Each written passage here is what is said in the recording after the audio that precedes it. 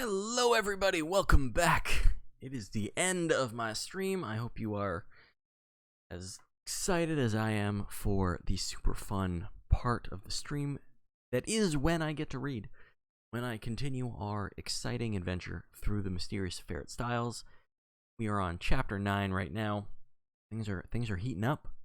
Discovering who's the killer, that's basically the whole book is discovering who the killer is. That's how a murder works.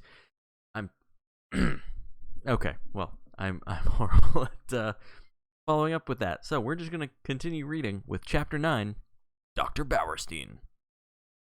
I had no opportunity as yet of passing on Poirot's message to Lawrence, but now, as I strolled out onto the lawn, still nursing a grudge against my friend's high-handedness, I saw Lawrence on the croquet lawn, aimlessly knocking down a couple of very ancient balls with about a still more ancient mallet. Hold on just one second, guys. I just realized I haven't changed the title of the stream, so hold on. I just gotta make that now.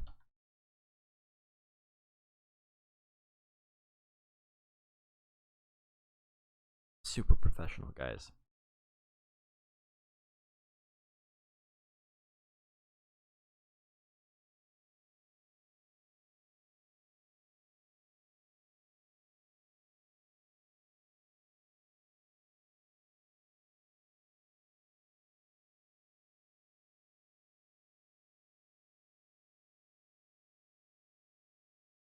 There we go. All better. Sorry about that.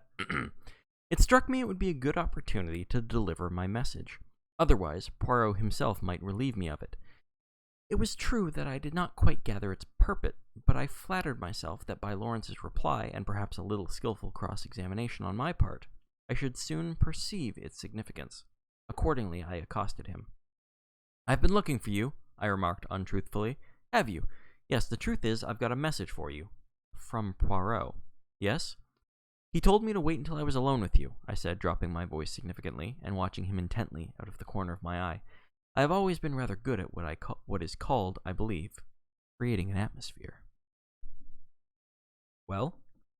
There was no change in expression in the dark, melancholic face.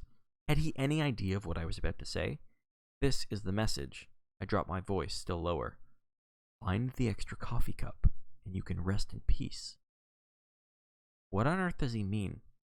Lawrence stared at me in quite unaffected astonishment. Don't you know? Don't you know? Not in the least. Do you? I was compelled to shake my head. What extra coffee cup? I don't know. You'd better ask Dorcas or one of the maids if he wants to know about coffee cups. It's their business, not mine. I don't know anything about the coffee cups, except that we've got some that are never used, which are a perfect dream. Old Worcester. You're not a connoisseur, are you, Hastings? I shook my head. You miss a lot. A really perfect bit of old china. It's pure delight to handle it, or even to look at it. Well, what am I to tell Poirot? Tell him I don't know what he's talking about. It's double Dutch to me. All right. I was moving off toward the house again when he suddenly called me back. I say, what was the end of that message? Say it over again, will you? Find the extra coffee cup, and you can rest in peace. Are you sure you don't know what it means? I asked him earnestly. He shook his head. No, he said musingly, I don't. I wish I did. A broom of the gong sounded from the house. The boom of the gong. I don't know what the broom of a gong would be. The boom of the gong sounded from the house, and we went in together. Poirot had been asked by John to remain to lunch and was already seated at the table. By tacit consent, all mention of the tragedy was barred. We conversed on the war and other...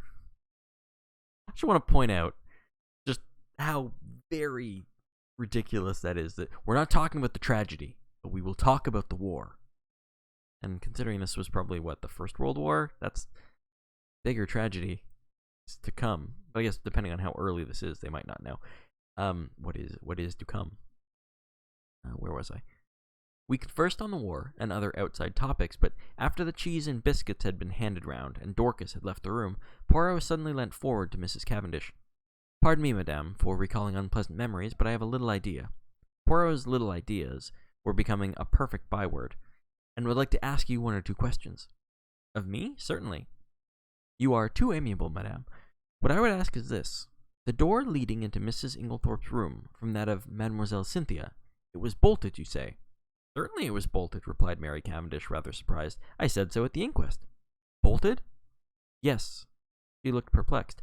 I mean, exclaimed Poirot, you are sure it was bolted, and not merely locked.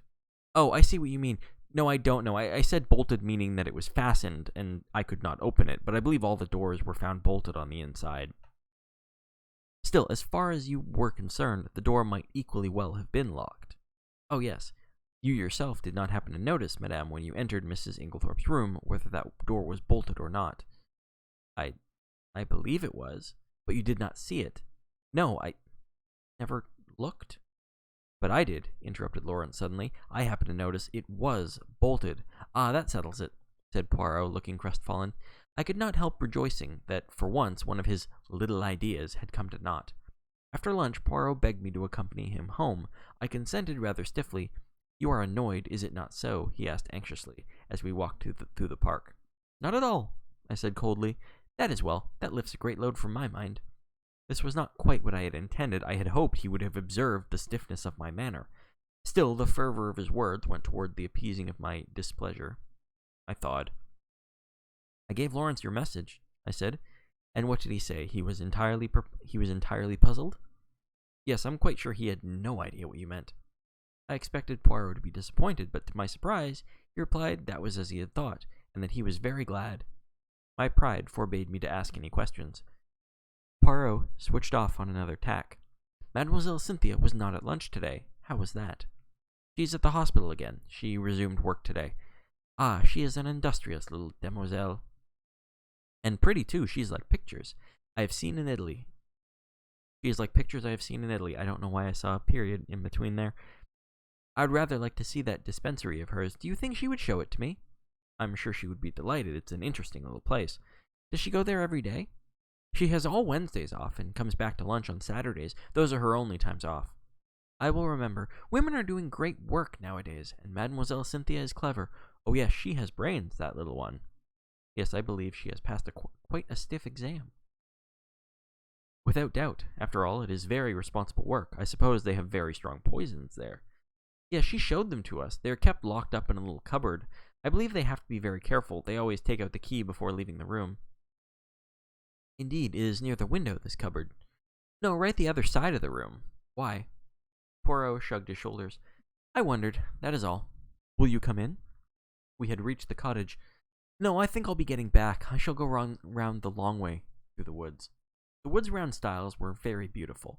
After the walk across the open park, it was pleasant to saunter lazily through the cool glades. There was hardly a breath of wind. The very chirp of the birds was faint and subdued. I strolled on a little way and finally flung myself down at the foot of a grand old beech tree. My thoughts of mankind were kindly and charitable, and I even forgave Poirot for his absurd secrecy. In fact, I was at peace with the world. Then I yawned. I thought about the crime, and it struck me being very unreal and far off. I yawned again. I swear. Sorry, I guess similar to seeing someone yawn making you yawn, apparently reading I yawned makes me yawn. Probably, I thought, it never really happened. Of course, it was all a bad dream. The truth of the matter was that it was Lawrence who had murdered Alfred Inglethorpe with a croquet mallet. Okay, hold on. I think I may have confused myself. Maybe I was yawning too much. I thought about the crime, and it struck me being very unreal and far off. I yawned again. Probably, I thought, it really never happened. Of course, it was all a bad dream. The truth of the matter was that it was Lawrence who had murdered Alfred Inglethorpe with a croquet mallet, but it was absurd of John to make such a fuss about it and to go shouting out, I tell you I won't have it! I woke up with a start. At once I realized it was a very awkward predicament. For about 12 feet away from me, John and Mary Cavendish were standing facing each other, and they were evidently quarreling. And quite as evidently, they were unaware of my vicinity, for before I could move or speak, John repeated the words which had aroused me from my dream. I tell you, Mary, I won't have it. Mary's voice came cool and liquid. Have you any right to criticize my actions?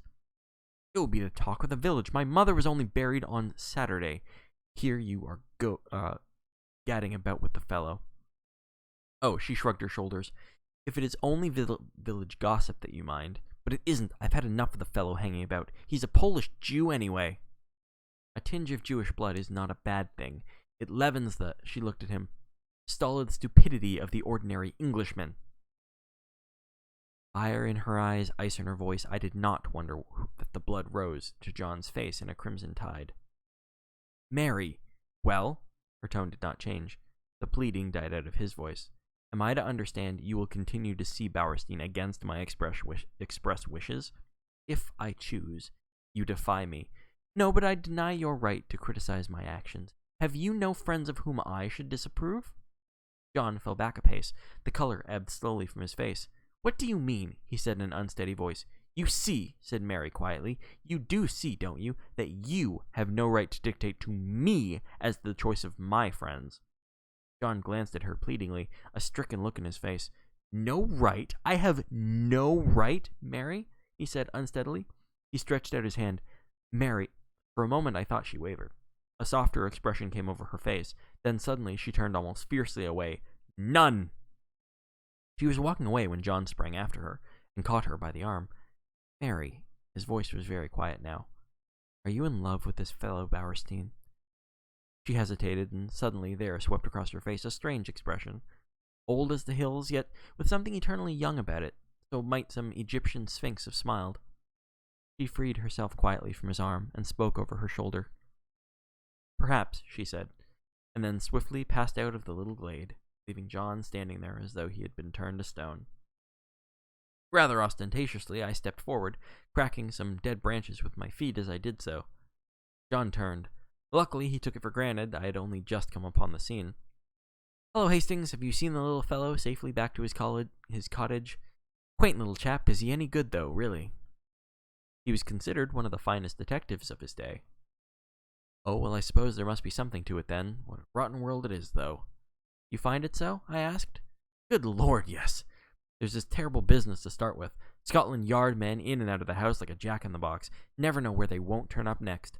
Screaming headlines in every paper in the country. Damn all journalists. I say. You know, there was a whole crowd staring in at the lodge gates this morning. Sort of Madame Tussauds Chamber of Horrors business that can be seen for nothing. Pretty thick, isn't it? Cheer up, John, I said soothingly. Can't last forever. Can't it, though? It can last long enough for us never to be able to hold up our heads again. No, you're getting morbid on the subject. Enough to make a man morbid, to be stalked by beastly journalists and stared at by gaping moon-faced idiots wherever he goes. There's worse than that. What? John lowered his voice. Have you ever thought, Hastings, it's a nightmare to me who did it. I can't help feeling sometimes it must have been an accident, because who could have done it? Now Inglethorpe's out of the way, there's no one else. No one, except one of us. Yes, indeed, that was nightmare enough for any man. One of us. Yes, surely it must be so, unless... A new idea suggested itself to my mind. Rapidly I considered it. The light increased. Poirot's mysterious doings, his hints, they all fitted. Fool that I have not thought of this possibility before, and what a relief for us all. No, John, I said, it isn't one of us. How could it be? I know, but still, who else is there? Can't you guess? No. I looked cautiously round and lowered my voice. Dr. Bowerstein, I whispered. Impossible! Not at all. But what earthly interest could he have in Mother's death? That I don't see, I confessed. But I'll tell you this. Poirot thinks so. Poirot? Does he? How do you know? I told him of Poirot's intense excitement on hearing that Dr. Bowerstein had been at Styles on the fatal night, and added, he said twice, that alters everything. And I've been thinking, you know Inglethorpe said he had put down the coffee in the hall? Well, it was just then that Bowerstein arrived. Isn't it possible that, as Inglethorpe brought him through to the hall, the doctor dropped something in the coffee in passing? Said John. It would have been very risky. Yes, but it was possible. Then how could he know it was her coffee? No, old fellow, I don't think that will wash. But I had remembered something else. You're quite right, that wasn't how it was done. Listen. And then I told him of the cocoa example, which Poirot had taken to be analyzed. John interrupted just as I had done. But look here, Bowerstein already had it analyzed already. Yes, that's the point. I didn't see it either until now. Don't you understand? Bowerstein had it analyzed. That's just it. If Bauerstein's the murderer, nothing could be simpler than for him to substitute some ordinary cocoa for his sample and send that to the testing. Of course, they would find no strychnine, but no one would dream of suspecting Bauerstein or think of taking another sample, except Poirot, I added with belated recognition. Yes, but what about the bitter taste that cocoa won't disguise? Well, we've only his word for that, and there are other possibilities. He's admittedly one of the world's greatest toxicologists. One of the world's greatest what? Say it again? He knows more about poisons than almost anyone, I exclaimed. I explained. Well, my idea is that perhaps he's found some way of making strychnine tasteless, or it may not have been strychnine at all, but some obscure drug no one has ever heard of, which produces much the same symptoms. Yes, that might be it, said John. But look here, how could he have gotten at the cocoa? That wasn't downstairs. No, it wasn't, I admitted reluctantly. And then suddenly, a dreadful possibility flashed through my mind. I hoped and prayed it would not occur to John also. I glanced sideways at him. He was frowning perplexedly, and I drew a deep breath of relief. The terrible thought that had flashed across my mind was this: that Dr. Bauerstein might have had an accomplice. Yet surely it could not be so. Surely no woman as beautiful as Mary Cavendish could be a murderess. Yet beautiful women had been known to poison. And suddenly I remembered that first conversation at tea on the day of my arrival, the gleam in her eyes as she had said that poison was a woman's weapon. How agitated she had been on that fatal Tuesday evening. Had Mrs. Inglethorpe discovered something between her and Bauerstein, and threatened to tell her husband? Was it to stop that denunciation that the crime had been committed? Then I remembered that enigmatic conversation between Poirot and Evelyn Howard. Was this what they had meant? Was this the monstrous possibility that Evelyn had tried not to believe? Yes, it all fit in. No wonder Miss Howard had suggested hushing it up. Now I understood that unfinished sentence of hers. Emily herself, and in that my heart agreed with her. Would not Mrs. Inglethorpe have preferred to go unavenged rather than have such terrible dishonor fall upon the name of Cavendish? There's another thing, said John suddenly, and the unexpected sound of his voice made me start guiltily. Something that makes me doubt if what you say can be true. What's that? I asked, thankful that he had gone away from the subject of how the poison could have been introduced to the cocoa. Why, the fact that Bauerstein demanded a post-mortem. He needn't have done so. Little Wilkins would have been quite content to let it go at heart disease. Yes, I said doubtfully, but we don't know. Perhaps he thought it was safer in the long run. Someone might have talked afterward, then the Home Office might have ordered exhumation, the whole thing would have come out then, and he would have been in an awkward position, for no one would have believed that a man of his reputation could have been deceived into calling it heart disease. Yes, that's possible, admitted John. Still, he added, I'm blessed if I can see what his motive could have been. I trembled. Look here, I said, I may be altogether wrong, and remember, all this is in confidence. Oh, of course, that goes without saying. We had walked as we talked, and now we passed through the little gate into the garden. Voices rose near at hand, for tea was spread out under the sycamore tree, as it had been on the day of my arrival. Cynthia was back from the hospital, and I placed my chair beside hers, and told her of Poirot's wish to visit the dispensary. Did I miss a page there? Of course, that... Okay, sorry, I didn't miss a page. I told her of Poirot's wish to visit the dispensary. Of course, I'd love him to see it. He'd better come to tea there one day. I must fix it up with him. He's such a dear little man, but he is funny. He made me take the brooch out of my tie the other day and put it in again, because he said it wasn't straight. I laughed. It's quite a mania with him. Yes, isn't it? We were silent for a minute or two, and then, glancing in the direction of Mary Cavendish and dropping her voice, Cynthia said, Mr. Hastings? Yes? After tea, I want to talk to you. Her glance at Mary had set me thinking. I fancied that between these two there existed very little sympathy. For the first time it occurred to me to wonder about the girl's future. Mrs. Inglethorpe had made no provision of any kind for her, but I imagined that John and Mary would probably insist on making her home with them. At any rate, until the end of the war. John, I knew, was very fond of her, and would be sorry to let her go. John, who had gone into the house, now reappeared. His good-natured face wore an unaccustomed frown of anger. Confound those detectives. I can't think what they're after. They've been in every room of the house, turning things inside out and upside down. It really is too bad. I suppose they took advantage of our all being out. I shall go with that fellow Jape when I see him next. A lot of Paul priests, grunted Miss Howard. Florence opined that they had to make a show of doing something. Mary Cavendish said nothing. After tea, I invited Cynthia to come for a walk, and we sauntered off into the woods together. Well? I inquired, as soon as we were protected from prying eyes by the leafy screen. With a sigh, Cynthia flung herself down and tossed her hat.